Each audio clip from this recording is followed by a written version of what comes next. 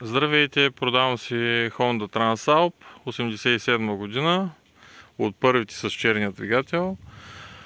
Ще направя това видео максимално подробно и честно и откровено за хората, които ги интересуват мотор с такъв бюджет.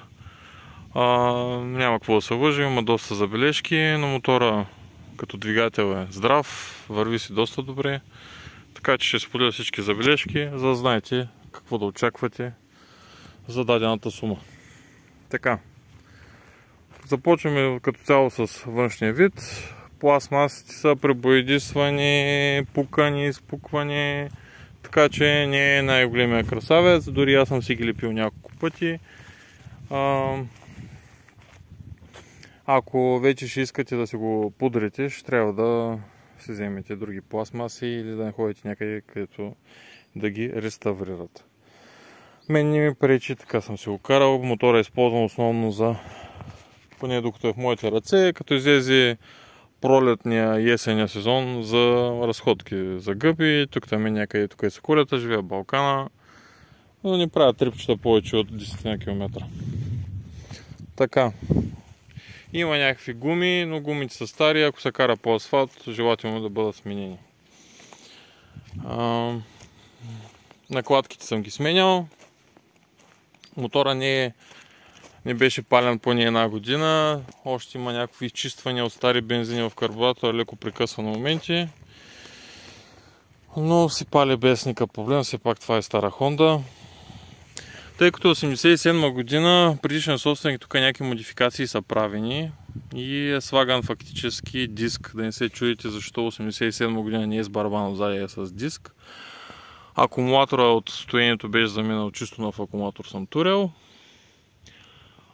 По двигателя в момента е с масло на Repsol, каквото си има по спецификация.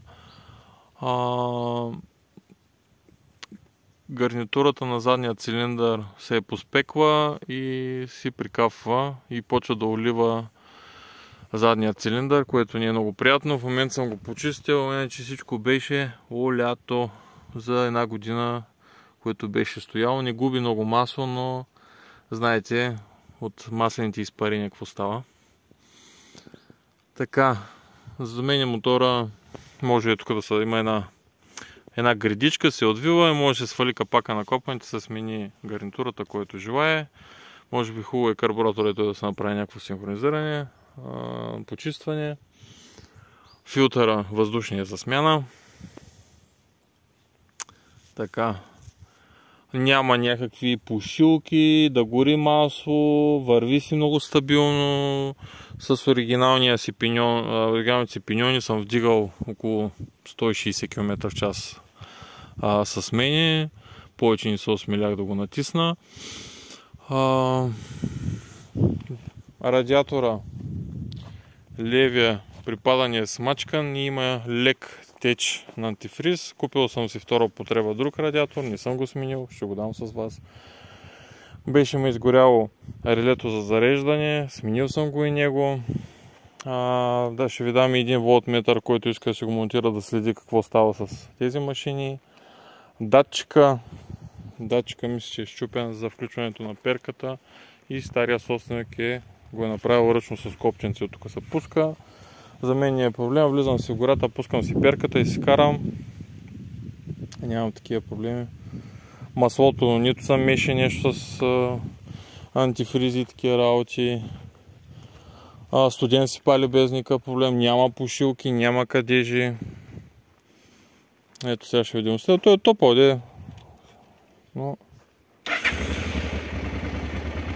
това си е стара Honda.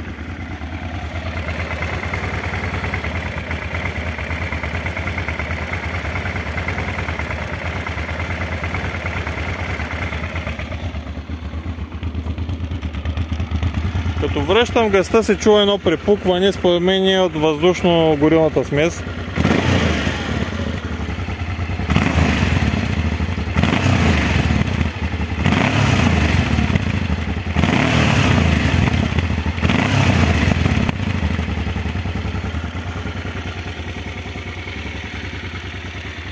Мотора е с всички налични документи, регистриран на мое име, с старозагорска регистрация, задължително прехвърляне. Пак ви казвам, има си доста забележки моторчето, но си е пригодно, движи се, върви си много стабилно, не вярвам да... Откъм вървеж със сигурност си вари почти като когато е бил новичък.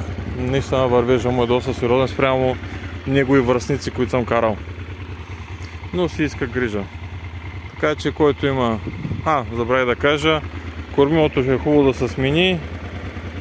Тук е спукано. Като цяло предишен собственик си го е прикърпвал, но той го е карал основно по асфалта. Един дядо беше. В мои ръце деца вика повече е виждал черен терен. Така. Това е от мене. Ако мотора ви е харесал, няма да правя коментар на цената. Ако ви харесва, харесва. Ако не, има си други обяви. Просто с това разполагам, това продавам. Всичко хубаво, живи и здрави. Чао, чао.